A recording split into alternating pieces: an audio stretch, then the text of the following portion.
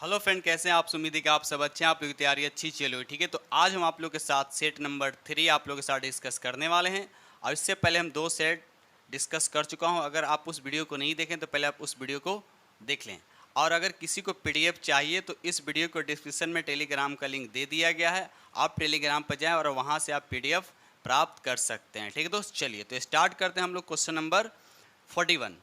Question number 41 कहता है वाहनों में हेडलाइट के रूप में निम्नलिखित में से किस दर्पण का उपयोग किया जाता है। बिल्कुल इजी सा क्वेश्चन दे रखा है, तो याद रखिएगा हमेशा अवतल दर्पण का प्रयोग किया जाता है हेडलाइट के रूप में। अगर यही पूछता है आपको साइड मिरर में, तो साइड मिरर में उत्तल दर्पण का प्रयोग किया जाता है, ये याद रखिएगा। ठीक है दोस्त, साथ साथ अवतल दर्पण की अगर हम बात बोले तो आप जहाँ सेविंग कराते हैं, सेविंग सैलून में भी क्या होता है, अवतल दर्पण का उपयोग किया जाता है। या कोई सर्च लाइट होता है तो वहाँ पर भी अवतल दर्पण का प्रयोग किया जाता है। लेकिन घरों में जो अपने फेस देखने के लिए जनरली जो दर्पण होते हैं वह समतल दर्पण होता है, इतना आप लोग को याद होना चाहिए। क्वेश्चन नंबर 42 कहता है कि आंख में पारदर्शी अग्रभाग को क्या कहते हैं। देखिए अग्रभाग जहाँ से लाइट क्या करता है, आंख में एंट्री करता है, तो वो अग्रभाग जो पारदर्शी होता है उसको बोलते हैं कॉर्निया बोलते हैं। क्या बोलते हैं? कॉर्निया बोलते हैं। तो ये चीज़ हमेशा याद रखिए कि अब यहाँ पर क्वेश्चन ये भी बन सकता है कि लाइट जो है आंख में एंट्री करता है तो किस भाग से, तो याद रखिए कॉर्निया के द्वारा एंट्री करता है। ठीक है तो चलिए आगे बढ़ते हैं question number next. Question number यहाँ पर 43 कहता है टोकामक नामक उपकरण निम्नलिखित में से किस प्रकार के ईंधन से संबंधित है। तो याद रखिएगा ये टोकामक जो है उपकरण ये परमाणु ईंधन से क्या है दोस्त, संबंधित है, याद रखिएगा। ठीक है चलिए आगे बढ़ते हैं question number next. Question number 44 कहता है प्रकाश की तरंग दैर्घ्य को मापने की इकाई, ये पहले भी क्वेश्चन में डिस्कस कर चुका हूँ कि तरंग दैर्घ्य को किस में मापा जाता है, तो याद रखिए एंगस्ट्रम में मापा जाता है। किस में मापा जाता है दोस्त, तो एंगस्ट्रम में मापा जाता है, याद रखिएगा। ठीक है चलिए आगे बढ़ते हैं क्वेश्चन नंबर हम लोग 45। ये रहा क्वेश्चन नंबर आपका 45 कहता है इनमें से किस वस्तु के पास गतिज ऊर्जा नहीं है। गतिज ऊर्जा इनमें से किस में नहीं, तो याद रखिएगा उठा हुआ हथौड़ा। तो उठा हुआ हथौड़ा में जब गतिज ऊर्जा नहीं, इसमें क्या स्थितिज ऊर्जा है। गतिज ऊर्जा का मतलब है तो उसमें मोशन होना चाहिए। जैसे बहता हुआ पानी इसमें मोशन है तो गतिज ऊर्जा इसमें है। लुढ़कता हुआ पत्थर इसमें भी गति, क्योंकि गति मोशन में है तो इसमें भी गतिज ऊर्जा है।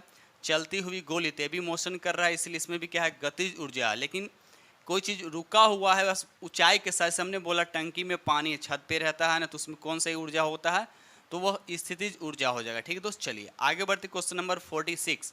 हवा के दबाव को आप क्या कहिएगा। हवा के दबाव को आप क्या कहिएगा, तो याद रखिएगा उसको हम बोलते हैं वायुमंडलीय दाब बोलते हैं। क्या बोलते हैं दोस्त, वायुमंडलीय दाब बोलते हैं। ठीक है इतना आप लोग को याद होना चाहिए। ठीक है चलिए आगे बढ़ते हैं question number next. Question number 47 कहता है कि गुरुत्व बल डैश के बीच आकर्षण बल द्वारा परिभाषित होता है।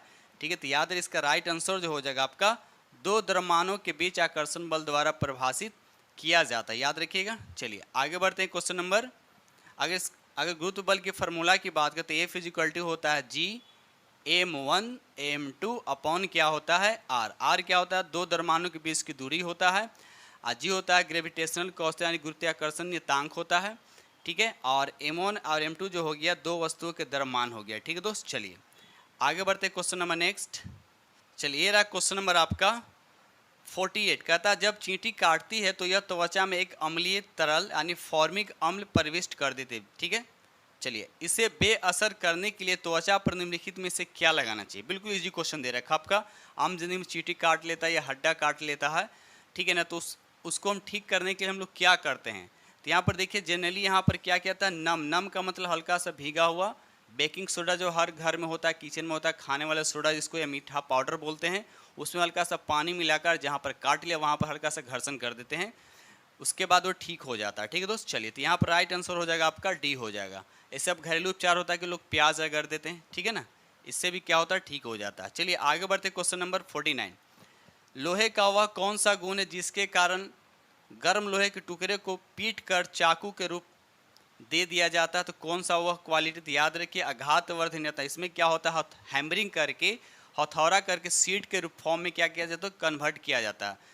ठीक एक होता है तन्यता। तन्यता का मतलब होता है जिसके पतले पतले तार बनाए जा सकते हैं। ठीक है आप सबसे पूछा कि सबसे तन्य धातु कौन होता है, तो याद रखिएगा गोल्ड होता है, नहीं एयू होता है। और सबसे आघातवर्ध धातु भी क्या होता है, तो ये गोल्ड ही होता है। ये इतना फैक्ट आपको याद होना चाहिए। ठीक दोस्त, अगर वीडियो अच्छा लग रहा हो, अगर पढ़ाने का तरीका, समझाने का तरीका अच्छा लग रहा हो तो प्लीज़ चैनल को ज़रूर सब्सक्राइब कर लीजिएगा। ठीक है दोस्त, चलिए आगे बढ़ते क्वेश्चन नंबर नेक्स्ट। ये रहा क्वेश्चन नंबर आपका 50। कहता असंतृप्त कार्बन यौगिक डैश के साथ जलते हैं। असंतृप्त कार्बन यौगिक जो है किसके साथ जलते हैं, तो याद रखिए इसका राइट आंसर जो हो जाएगा आपका धुएं वाली पीली लौ के साथ क्या करते हैं दोस्त, जलते हैं। याद रखिएगा पीली वाली लौ के साथ जलते, ये ध्यान रखिएगा। ठीक है, चलिए आगे बढ़ते question number next. Question number 51 का निम्नलिखित में कौन सा ग्रेफाइट का एक गुण नहीं है। आपसे पूछा जा रहा है इसमें से कौन सा ग्रेफाइट का एक गुण नहीं है, तो याद रखिए इसका राइट आंसर जो हो जाएगा बी हो जाएगा। इसका गलनांक निम्न, ये बिल्कुल बात गलत है। इसका गलनांक निम्न नहीं होता बल्कि उच्च होता है। और कितना होता है तो याद रखिएगा 2500 डिग्री सेंटीग्रेड से लेकर 3000 के आसपास, इसी के बीच में वेरी करता है। ठीक है दोस्त, आई बस समझ में। तो इसका गलनांक निम्न नहीं होता, तो ये बिल्कुल बात क्या है, सरासर गलत दे रखा। बाकी सभी इसके जो ऑप्शन दे रखे, हीरे का तुलना में इसका घनत्व कम होता है, ये भी राइट है। यह विद्युत का सुचालक, हाँ ये भी याद रखिए विद्युत का सुचालक होता है, ये भी राइट है। यह उष्मा का सुचालक होता है, ये भी राइट, लेकिन बी यहाँ पर आपका गलत है। तो अकॉर्डिंग क्वेश्चन क्या कर रहा है कि इसमें कौन सा ग्रेफाइट का गुण नहीं है, तो याद रखिए ऑप्शन आपका बी हो जाएगा। ठीक है दोस्त, चलिए आगे बढ़ते क्वेश्चन नंबर नेक्स्ट। ये रहा क्वेश्चन नंबर आपका 52। अनबुझे चूने का आणविक सूत्र क्या होता है। अनबुझा जिसको बोलते हैं ड्राई लाइम बोलते हैं, सूखा चूना बोल सकते हैं, इसको बोलते हैं कैल्शियम ऑक्साइड बोलते हैं। क्या बोलते हैं दोस्त, कैल्शियम ऑक्साइड। ठीक है, लेकिन इसी कैल्शियम ऑक्साइड को जब पानी में डाल देते हैं, पानी से रिएक्ट करता है, तब वो क्या बन जाता है, स्लैग्ड लाइम बोलता है, जिसे बुझा हुआ चूना कहते हैं, या कैल्शियम हाइड्रोक्साइड कहते हैं। ठीक दोस्त, ये हो गया आपका कैल्शियम कार्बोनेट, ये हो गया आपका कैल्शियम कार्बोनेट, याद रखिएगा। चलिए से ग्रेनाइट हो गया, लाइमस्टोन हो गया, सब कैल्शियम कार्बोनेट के बने होते हैं। या अंडा का खोया हो गया, सब कैल्शियम कार्बोनेट उसमें होता है। ठीक है दोस्त, चलिए आगे बढ़ते क्वेश्चन नंबर 53 का था चांदी किस पदार्थ के साथ अभिक्रिया करके काली हो जाती है। तो याद रखिएगा वह गंधक यानी सल्फर के साथ क्या होता है, रिएक्शन करने के बाद क्या होता है, वह काली हो जाती है। ठीक है, तो इतना याद रखिए। क्वेश्चन नंबर 54 कहता है कार्यात्मक समूह, ये आपको दे रखा अभिक्रियाशील समूह से दे रखा है, यानी फंक्शनल ग्रुप बताना है कि निम्नलिखित में से किस में मौजूद होता है। तो अब देखिए किस में मौजूद होता है, तो याद रखिएगा ये एल्डिहाइड में होता है। क्या होता है दोस्त, एल्डिहाइड में। अगर अल्कोहल का पूछा जाए तो ये होता है OH होता है। अल्कोहल का क्या होता है, OH होता है, याद रखिएगा। कार्बोक्सिलिक का अगर पूछा जाए तो इसका होता है COOH होता है। फंक्शनल को कीटन का होता है CO होता है। तो ये सब चीज़ें आप लोग को 10th क्लास अगर बुक पढ़े होंगे तो आप लोग को आइडिया होगा। ठीक है दोस्त, चलिए आगे बढ़ते क्वेश्चन नंबर नेक्स्ट। क्वेश्चन 55 का निम्नलिखित में कौन सा एक अधातु, इसमें बताने से कौन सा एक अधातु है। तो देखिए जस्ता क्या धातु है, लोहा भी धातु है, एल्युमिनियम भी धातु है, लेकिन ये नाइट्रोजन क्या धातु नहीं है बल्कि ये क्या अधातु है। और अधातु में क्या आती है, गैस है, याद रखिएगा। ठीक है, क्वेश्चन 56 का निम्नलिखित में से किस सूक्ष्म जीव के कारण हैजा फैलता है। किस सूक्ष्म जीव के कारण हैजा फैलता है, तो याद रखिएगा सबसे पहली बात है कि जीवाणु के द्वारा फैलता है, यानी जीवाणु, यहाँ पे दे ही रखा है जीवाणु। ठीक है दोस्त, चलिए आगे बढ़ते क्वेश्चन नंबर नेक्स्ट।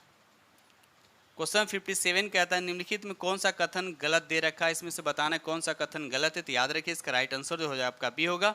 यकृत बाईं और उदर के ऊपरी हिस्से में स्थित होते, ये बिल्कुल बात क्या है, गलत है। ठीक है दोस्त, आई बात समझ में। ठीक है, चलिए और इसका वजन कितना होता है, अगर हम बोले यकृत का अगर वजन की बात करें तो यह 1.5 से 2 किलो के आसपास इसका वेट होता है। ठीक है दोस्त, चलिए आगे बढ़ते question number next. Question number 58 कहता है निम्नलिखित में कौन एक स्वपोषी ऑटोट्रॉप्स है। आपको स्वपोषी बताना है, प्लांट्स क्या है यानी पौधा क्या होगा, यहाँ पे स्वपोषी होगा। ठीक है, बाकी पशु, मानव, कवक ये सब क्या होगा, स्वपोषी के अंतर्गत नहीं आते हैं। ठीक है दोस्त, चलिए आगे बढ़ते question number next. Question number यहाँ पर आता है 59 कहता है निम्नलिखित में कौन सा हमारे आहार का एक गैर पचनीय भाग है जो पाचन तंत्र के स्वास्थ्य के लिए आवश्यक है। तो इसका राइट आंसर हो जाएगा आपका खाद्य रेशा। ठीक है दोस्त, याद रखिएगा खाद्य रेशा। ठीक है दोस्त, चलिए आगे बढ़ते क्वेश्चन नंबर 60 कहता है जोड़ों के बीच मौजूद द्रव जो जोड़ों को गति को आसान बनाता है को किस नाम से जाना जाता है। इसका राइट आंसर हो जाएगा आपका ए हो जाएगा साइनोविलियल, याद रखिएगा साइनोविलियल के नाम से जाना जाता है। ठीक है दोस्त, चलिए आगे बढ़ते क्वेश्चन नंबर नेक्स्ट। चलिए क्वेश्चन नंबर यहाँ पे 61 का निम्नलिखित में से कौन सा अंग ग्लूकोज को ग्लाइकोजेन के इस्तेमाल के लिए किए जाने वाला एक जटिल कार्बोहाइड्रेट और अमीनो अम्ल को प्रोटीन में परिवर्तित करता है। तो इसका राइट आंसर जो हो जाएगा आपका ए हो जाएगा यकृत। ठीक है दोस्त, चलिए क्वेश्चन नंबर 62 कहता है निम्नलिखित में से कौन सा वह आवश्यक तत्व है जिसका उपयोग पौधे प्रोटीन संश्लेषण में करता है। तो इसका राइट आंसर हो जाएगा आपका डी हो जाएगा नाइट्रोजन। ठीक है दोस्त, चलिए आगे बढ़ते क्वेश्चन नंबर नेक्स्ट। ये रहा क्वेश्चन नंबर आपका 63, कहता है गर्भावस्था यानी प्रसव या प्रसवोत्तर अवधि पर संकेंद्रित अध्ययन का क्षेत्र हो तो क्या होता है। तो इसका राइट आंसर हो जाएगा प्रसूति विज्ञान बोलते हैं। ठीक है दोस्त, क्वेश्चन नंबर 64 कहता है परितृप्ति एवं प्यास के केंद्र मानव मस्तिष्क के निम्नलिखित में से किस भाग में अवस्थित होता है। तो इसका राइट आंसर हो जाएगा हाइपोथैलेमस। याद रखिएगा हाइपोथैलेमस। ठीक है दोस्त, चलिए आगे बढ़ते question number next. Question number 65 कहता है अमृता देवी बिश्नोई राष्ट्रीय पुरस्कार से किसके लिए दिया जाता है। यानी अमृता देवी बिश्नोई राष्ट्रीय पुरस्कार किसके लिए दिया जाता है। तो इसका राइट आंसर हो जाएगा आपका सी हो जाएगा वन्य जीव संरक्षण के लिए दिया जाता है। ठीक है दोस्त, चलिए आगे बढ़ते क्वेश्चन नंबर नेक्स्ट। ये रहा क्वेश्चन नंबर 66 कहता है निम्नलिखित में से कौन सा हमारे सौरमंडल का बौना ग्रह ड्वार्फ प्लेनेट के नाम से जाना जाता है। तो इसका राइट आंसर हो जाएगा आपका मेक। याद रखिएगा 66 का राइट आंसर क्या हो जाएगा मेक। ठीक है दोस्त, चलिए क्वेश्चन नंबर 67 कहता है पक्षियों की इनमें से कौन सा प्रजाति गंभीर रूप से लुप्त प्राय है। यानी सब कहिए कि ये गायब हो चुका, लुप्त हो चुका है जो गंभीर रूप से। तो याद रखिएगा इसका राइट आंसर हो जाएगा आपका ए ग्रेट इंडियन बस्टर्ड। याद रखिएगा दोस्त, चलिए आगे बढ़ते question number next.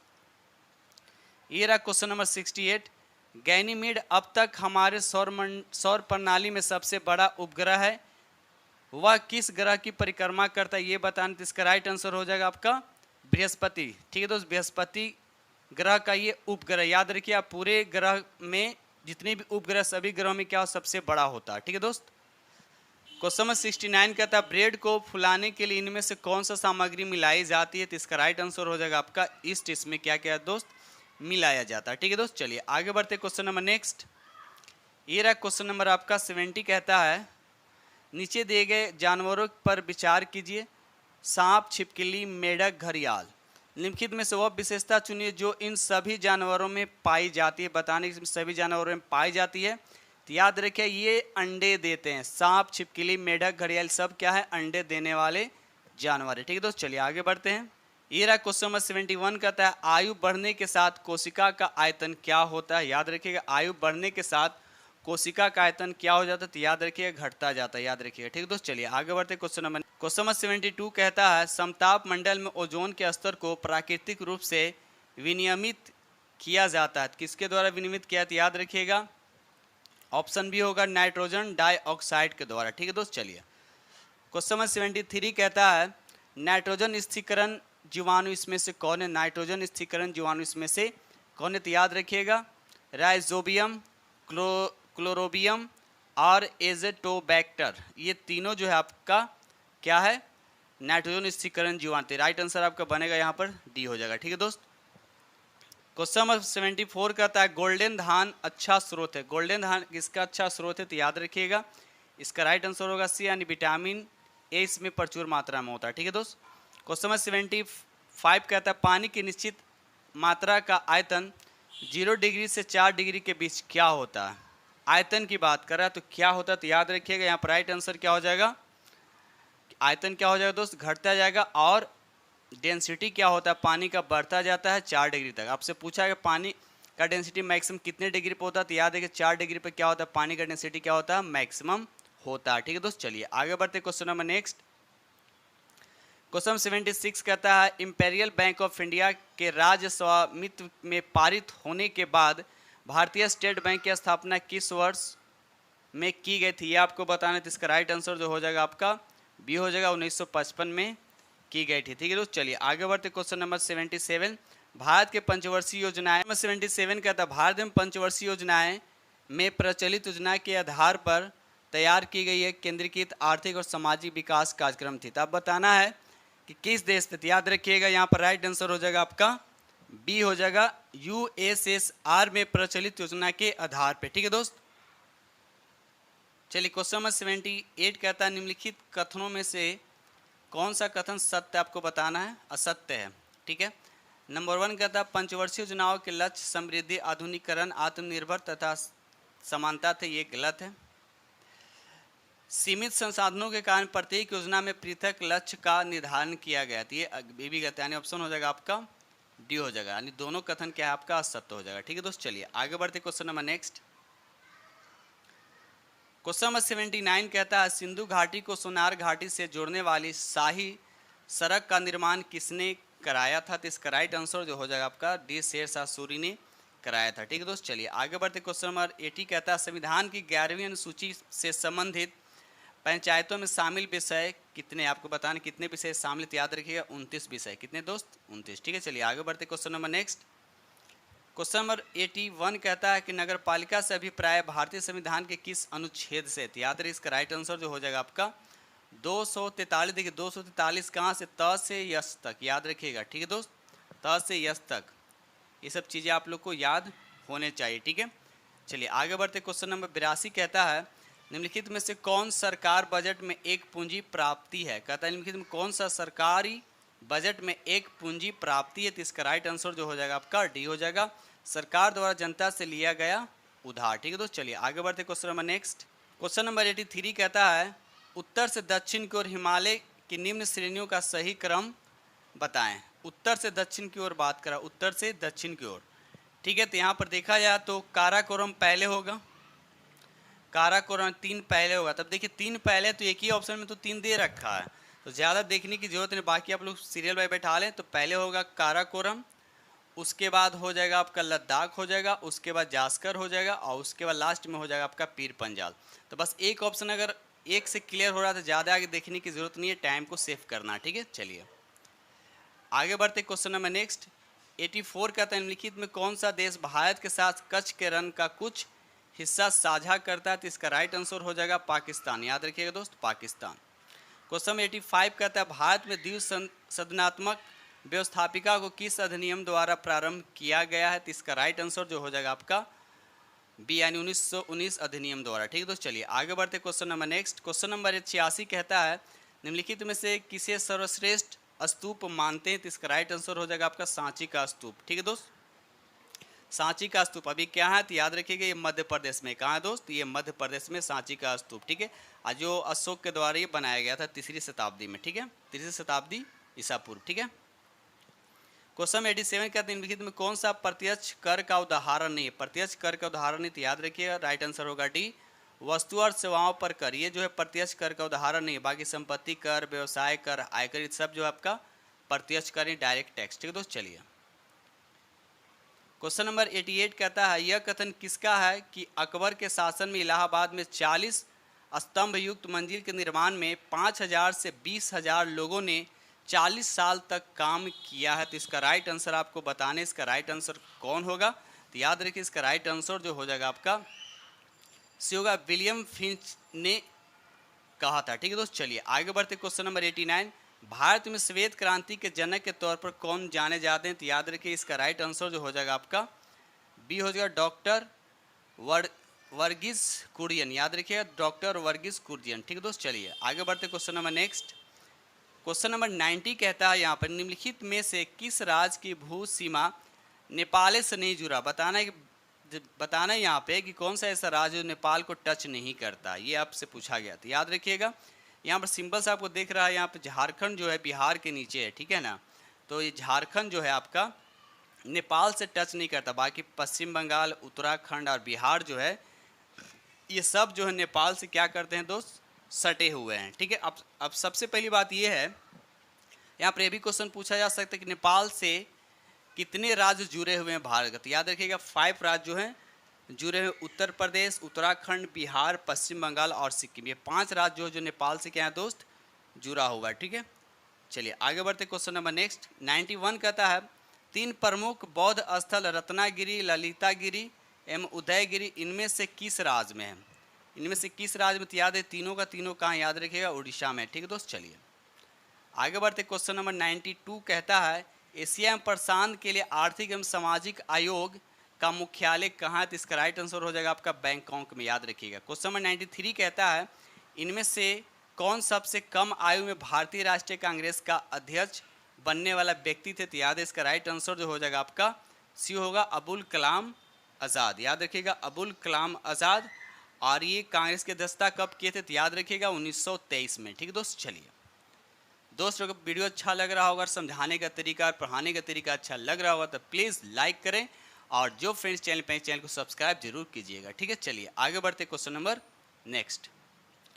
Question number यहाँ पर 94 कहता है यह एक गर्म धारा है, यह एक गर्म धारा है तो इसमें से कौन सा गर्म है? तो याद रखिए गल्फ स्ट्रीम जो है ग से गर्म है, ग से गल्फ स्ट्रीम। तो याद रखिए ये क्या है? गर्म जल धारा। बाकी सब क्या है? ओयासियो, केनारी और हम्बोल्ट, सब क्या है? ठंडी जल धाराएं। ठीक है दोस्त, चलिए आगे बढ़ते क्वेश्चन नंबर नेक्स्ट।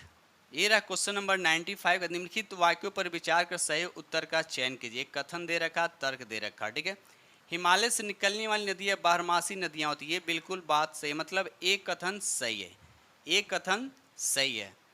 तर्क क्या दे रखा? हिमालय नदियाँ का उद्गम स्रोत हिमानियों में स्थित थे, ये भी सही है। तो देखा जाए तो ए और आर दोनों सही है। ठीक है, ए और आर दोनों सही, तो आर ए का पुष्टिकरण भी करता है, मतलब आंसर आपका ए हो जाएगा। ठीक दोस्त, चलिए आगे बढ़ते question number next. Question number 96 कहता है किस ईस्वी सन में मुस्लिम लीग ने एक अलग राष्ट्र का संकल्प स्वीकार किया था? तो इसका राइट आंसर हो जाएगा 1940 में। ठीक है दोस्त, चलिए question number next. Question number 97 कहता है शासन के संघीय प्रणाली इस अधिनियम के अंतर्गत स्थापित की गई थी? तो बताना किस अधिनियम के अंतर्गत स्थापित की गई थी? तो इसका राइट आंसर हो जाएगा आपका बी हो जाएगा, गवर्नमेंट ऑफ इंडिया एक्ट 1935। ठीक दोस्त, चलिए आगे बढ़ते क्वेश्चन नंबर नेक्स्ट। ये रहा क्वेश्चन नंबर आपका 98। 323 ईस्वी पूर्व में सिकंदर की मृत्यु हुई थी, 330 में सिकंदर की मृत्यु हुई थी। तो आपको बताना है आपको कि कहाँ हुआ था। तो इसका राइट आंसर हो जाएगा बेबीलोन में हुआ था। याद रखिएगा बेबीलोन में हुआ था। ठीक है दोस्त, चलिए आगे बढ़ते क्वेश्चन नंबर नेक्स्ट। 99 कहता है कि रज़्ज़ानामा निम्नलिखित में से किसका फारसी अनुवाद है? किसका फारसी अनुवाद है? तो याद रखिए महाभारत का। याद रखिएगा महाभारत का ये फारसी अनुवाद है। ठीक है दोस्त, चलिए आगे बढ़ते question number next. Question number 100 कहता है गांधी जी के विदेशी वस्तुओं के बहिष्कार के आंदोलन का लक्ष्य था, क्या लक्ष्य था? तो याद रखिए इसका राइट आंसर हो जाएगा आपका डी होगा, कुटीर उद्योगों का प्रोत्साहन, कुटीर उद्योगों का प्रोत्साहन। ठीक है दोस्त, चलिए क्वेश्चन नंबर 101 कहता है भारत में सबसे व्यापक रूप से पाए जाने वाला मृदा यानी मिट्टी कौन सा है? तो याद रखिए इसका राइट आंसर जो हो जाएगा आपका सी होगा, जलोढ़ मिट्टी जो है भारत में सबसे ज़्यादा पाए जाने वाला मिट्टी है। ठीक है दोस्त, चलिए आगे, क्योंकि साथ ये भी याद रखिए कि जलोढ़ मिट्टी में पोटास की मात्रा सबसे ज़्यादा होता है। ठीक है, चलिए आगे बढ़ते क्वेश्चन नंबर नेक्स्ट। ये रहा क्वेश्चन नंबर आपका 102 कहता है नेपाल में गंडक नदी को किस नाम से पुकारा जाता है? देखिए नेपाल में गंडक नदी को किस नाम से पुकारा जाता है? तो याद रहे इसका राइट आंसर जो हो जाएगा आपका सी होगा, नारायणी नदी के नाम से पुकारा जाता है। ठीक है, तो चलिए क्वेश्चन नंबर 103 कहता है कर्क रेखा किस राज्य से होकर नहीं गुजरती? कर्क रेखा किस राज्य से होकर नहीं गुजरती है? तो याद रखिए महाराष्ट्र से होकर नहीं गुजरती है। ठीक है, तो अबरहास वाली कितने राज्य से होकर गुजरती है? तो याद रखिएगा ये भारत के 8 राज्यों से होकर कर्क रेखा गुजरती है, जिसमें आपको याद रखना है गुजरात हो गया, राजस्थान हो गया, मध्य प्रदेश हो गया, छत्तीसगढ़ हो गया, झारखंड हो गया और पश्चिम बंगाल हो गया और त्रिपुरा और मिजोरम। ठीक है दोस्त, इस तरह से 8 राज्य जो हैं जिससे क्या होता है कर्क रेखा पास करता है। ठीक है, तो लेकिन महाराष्ट्र यहाँ पर पास नहीं करता। ठीक है, चलिए आगे बढ़ते question number next. Question number 104 कहता है भारत के किस राज्य में खारे जल की सबसे बड़ी झील है? खारे जल, ठीक है ना, खारे जल की सबसे बड़ी झील है, बताना है किस राज्य में है। तो इसका राइट आंसर जो हो जाएगा आपका सी हो जाएगा उड़ीसा में। ठीक है दोस्त, चलिए क्वेश्चन नंबर 105 कहता है निम्नलिखित में से किसका सिद्धांत है कि व्यक्ति चाहे बदल जाए पर नियम नहीं बदलना चाहिए? ठीक है, तो बताना किसका सिद्धांत है। इसका राइट आंसर हो जाएगा संवैधानिक सरकार का। ठीक है दोस्त, चलिए आगे बढ़ते question number next. Question number 106 कहता है लोकसभा में किसी विधेयक को धन विधेयक के रूप में कौन प्रमाणित करता है? तो इसका राइट आंसर हो जाएगा आपका डी हो जाएगा लोकसभा का अध्यक्ष। याद रखिएगा लोकसभा का अध्यक्ष। ठीक है दोस्त, चलिए आगे बढ़ते question number next. Question number 107 कहता है भारत में एक राष्ट्रीय दल के रूप में मान्यता प्राप्त करने के लिए किसी दल को कम से कम कितने मत प्राप्त करनी चाहिए? तो याद है इसका राइट आंसर जो हो जाएगा आपका ए हो जाएगा 6% वैध मत 4 या अधिक राज्यों में होना चाहिए, याद रखिएगा। ठीक है दोस्त, चलिए आगे बढ़ते। क्वेश्चन नंबर 108 कहता है रंग भेद की नीति के विरुद्ध आवाज उठाने वाले थे। कौन आवाज उठाने वाले थे? तो याद रहे इसका राइट आंसर जो हो जाएगा आपका सी हो जाएगा, मार्टिन लूथर किंग। याद रखिएगा, मार्टिन लूथर किंग। ठीक दोस्त, चलिए आगे बढ़ते। क्वेश्चन नंबर नेक्स्ट, ये रहा क्वेश्चन नंबर 109 का था स्विट्जरलैंड में महिलाओं को मताधिकार कब प्राप्त हुआ था। देखिए स्विट्जरलैंड की बात किया जा रहा है, इसको मताधिकार कब प्राप्त हुआ था स्विट्जरलैंड में? तो याद रखिएगा 1971 में प्राप्त हुआ था। ठीक है दोस्त, चलिए आगे बढ़ते। क्वेश्चन नंबर 110, विश्व व्यापार संगठन का स्थापना हुआ था, कब हुआ था? तो इसका राइट आंसर हो जाएगा आपका सी हो जाएगा, 1995 में इसकी स्थापना हुआ था। अब पूछा जाए कि विश्व व्यापार संगठन का मुख्यालय कहाँ? तो याद रखिएगा जिनेवा में है। ठीक है दोस्त, जिनेवा में। ठीक है, चलिए आगे बढ़ते। Question number next, question number 111 कहता है बिहार के कुल भौगोलिक क्षेत्र की लगभग कितनी भूमि बाढ़ उन्मुख है? बाढ़ उन्मुख है, तो इसका राइट आंसर जो हो जाएगा आपका डी हो, यानी 70%। याद रखिएगा 70%। ठीक है दोस्त, चलिए आगे बढ़ते। क्वेश्चन नंबर 88 ये भी याद रखिएगा बिहार की शोक नदी किस नदी को कहा जाता है? तो याद रखिए कोसी नदी को बिहार की शोक नदी कहा जाता है। और साथ साथ शोक ये कोसी नदी के बारे में अब याद रखिए सबसे ज़्यादा अपने मार्ग को क्या करती है? बदलती है। ठीक है दोस्त, चलिए क्वेश्चन नंबर 112 कहता है बिहार के किस क्षेत्र में बाढ़ का प्रकोप अधिक होता है, ये बताएं। तो इसका राइट आंसर जो हो जाएगा उत्तरी बिहार में बिहार का प्रकोप सबसे ज़्यादा है। ठीक है दोस्तों, उत्तरी बिहार में आती है कौन? ये कोसी नदी, जिससे क्या होता है बाढ़ आने के चांसेस क्या होते हैं? बढ़ जाते हैं। ठीक है दोस्त, चलिए आगे बढ़ते। Question number next, question number 113 कहता है बिहार में आजीविका का मुख्य स्रोत बताना है कि आजीविका का मुख्य स्रोत क्या? तो याद रखिए यहाँ का मुख्य स्रोत क्या है बिहार का?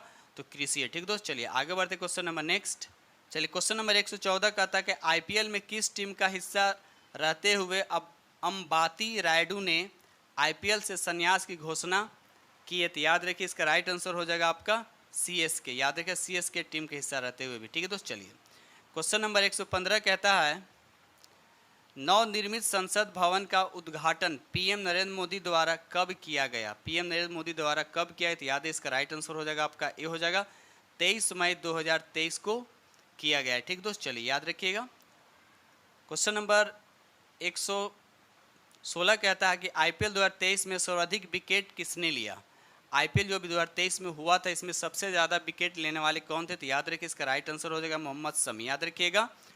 क्वेश्चन नंबर 117 कहता है मई 2023 में किस राज्य ने प्रधानमंत्री जन धन योजना के 100% कवरेज को प्राप्त किया है? तो इसका राइट आंसर जो हो जाएगा आपका बी हो जाएगा, किस राज्य ने? तेलंगाना ने। ठीक है दोस्त, चलिए आगे बढ़ते हैं। क्वेश्चन नंबर 118 कहता है मई 2023 में पीएम नरेंद्र मोदी को किस देश के सर्वोच्च सम्मान से सम्मानित किया गया है? तो याद रखिए इसका राइट आंसर जो हो जाएगा आपका डी, यानी फिजी देश के द्वारा सर्वोच्च सम्मान से सम्मानित किया गया। ठीक है तो चलिए आगे बढ़ते। क्वेश्चन नंबर नेक्स्ट, ये रहा क्वेश्चन नंबर आपका 90। कहता है कर्नाटक विधानसभा का पहला मुस्लिम स्पीकर मई 2023 में किसे चुना गया? देखिए 2023 में मुस्लिम स्पीकर किसे चुना गया है?